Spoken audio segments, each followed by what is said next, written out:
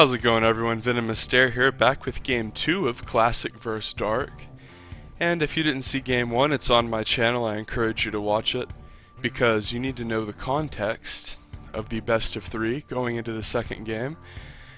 So Dark went for a Hydra Speedbane composition to crush Classic after Classic opened with DT drop into Archon Harass. But this is a completely different map. This is New Kirk. The last game was on Daybreak. But Dark is going to go for the same build, or at least a similar one, as he opens hatch first.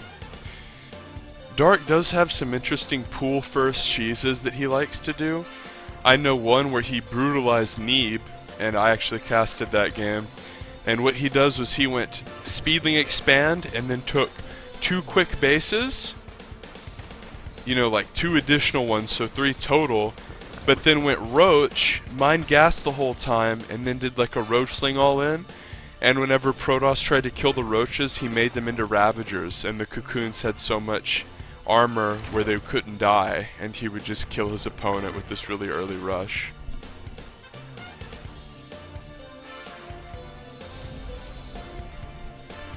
We can see Classic, of course, has taken a double gas in his main.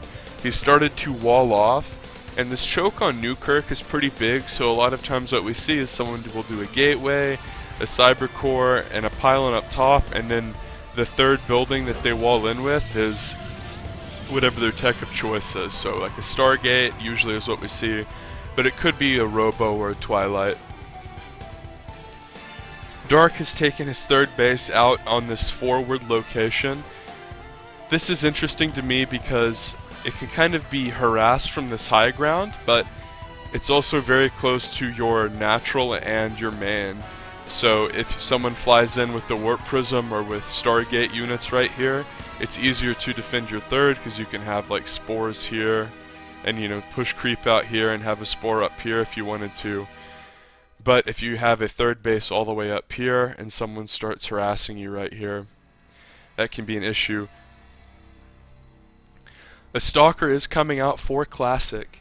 This is interesting because Dark favors Overlord speed a lot and is a very good scouting player, someone who doesn't get caught off guard. So Classic wants to get a Stalker to limit this, but Dark has 2 Lings on the map. So if Classic doesn't, he's making a Stalker, so he wants to kill the Overlord. He's not going to have something sitting in his wall in. Not really going to be going that extra mile to play safe. And what do you know, Dark is going to walk 2 Lings in. And that's not that big of a deal in the sense that, oh, well, he saw the Stargate, because Classic made it in the wall in. It's not like he's trying to hide the Stargate. But the pain in the ass is that these Lings can attack the probes and then just retreat. And Classic always has to be microing his probes, and he's losing a bit of efficiency here because he has to walk a few probes around and wait for this Adept to come around. And pro gamers have their builds timed out very precisely. And that means that if Classic is having to run some workers around in the early game, his Nexus is a little bit delayed. And obviously he wants to take this third since he's building this pylon. Dark, of course, saw the Stargate, Spore in every base, beautiful stuff. He even has 2 Queens out here. This Oracle's gonna do like nothing, maybe next to nothing. 2 drones, pretty much nothing. And the third base is on the way for Classic. Notice he's following this up with a Void Ray, which is interesting because this kind of indicates to me maybe he wants to do a tech switch, because if he's not going into Phoenix, that probably means he's not going to be making a lot more out of this Stargate. If he's going to go for the 1 Void, that indicates, yeah, he's going to use Shift A move to hunt around for Overlords. All these little building things are high grounds for Overlords, so it's a good move to make that Void Ray as an Overlord hunter. And Dark is going to try to run in the main again, but the wall is complete. He has a Stalker here holding its ground. Twilight and Robo are over here at the natural for Classic. Dark is continuing to push creep out from his third. And he has a lot of drones. He started melee attack upgrades. He started his Baneling Nest.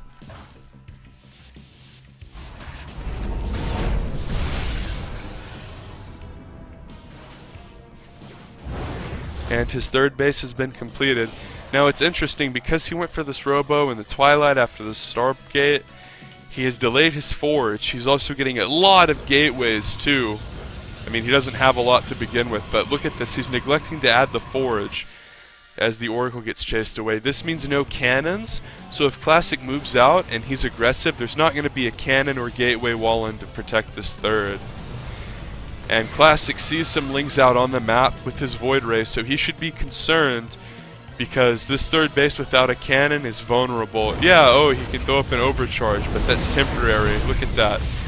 That was energy wasted. Dark knew he was going to have to do that because the risk was losing up all of his workers. So Dark just triggered that and ran away. Dark is also going to tech into Roach Warren as well. He started his lair. He still has a lot of drones at his natural, and you can see he has a lot of drones at his third too.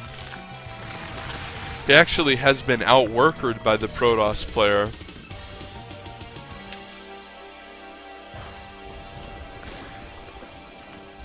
So the Protoss player here, Classic, is going to go for an aggressive build here. He uses the Oracle ability to clear some creep, which is weird. He has a robo, he should just make an obs. But Stasis Ward coming down here for Classic. He's also warping in. He has sentries in this warp prism, so this could be an adept attack at the third base, and then he's going to fly into the main and force field this ramp that could be extremely obnoxious because the Roach Warren just finished and he doesn't have lair tech, much less roach speed. And here come the sentries. They're being dropped. The adepts are still over here, but the third base is being ravaged. Like I said, no cannons. The overcharge has been used, no energy left, and suddenly lings are wreaking havoc, and sentry force field on the ramp, and more adepts being warped in. But ooh, a little queen taxi bringing the queens over into the main, and suddenly the warp prism is being severely harassed. 3 panic fields go down, and the queens are actually doing a pretty damn good job of holding this. 2 spines come out as well. And a lot of workers have died, 28. A little bit of adept action is going to go on. I'm actually just going to rewind it, because so much was happening. Okay, so adepts go out over by the third, and then he does the sentry attack in the main, right? So the Ling Bane is over here waiting for the adepts. Adepts get destroyed by Banes, and here we see the Ling attack. Now, this is pretty much going to shut down all of his mining, because he doesn't even have a wall at his natural ramp.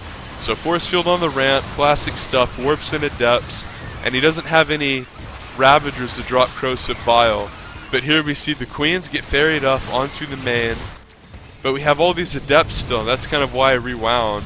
See, okay, he's going to run all these adepts down, but are they really just going to all die to Banes? And they pretty much do just all die to Banes, and then what doesn't die to Banes, they just get split up by this weird debris tower. And meanwhile in the main base, look at that, 35 workers for Classic. So he took that early third and was consistently making workers, but wasn't really doing a lot to defend them. And a Void Ray goes down, the Warp Prism has been chased off here, so all of the sentries die. That's so much gas, and Classic GG's, that's the game. So if you like that, I have more StarCraft coming on the way. Make sure you subscribe and click the little bell icon so you get notifications. And if you have already subbed, click the like button.